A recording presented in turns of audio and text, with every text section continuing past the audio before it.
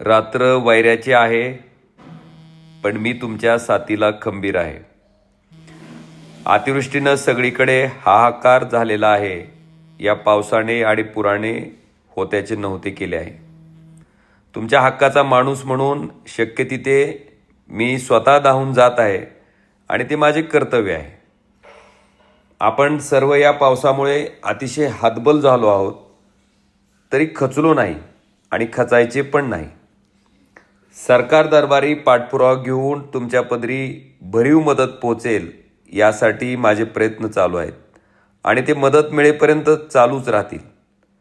या दरम्यान आत्महत्येचे प्रकार पुन्हा एकदा वाढले आहेत.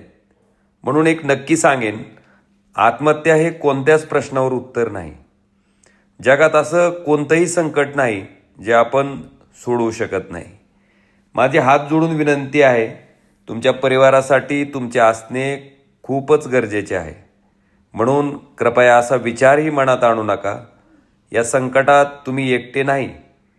तुमचा लोकप्रतिनिधी म्हणून नव्हे, तर तुमच्या कुटुंबातील सदस्य म्हणून मी कायम तुमच्या बरोबर आहे.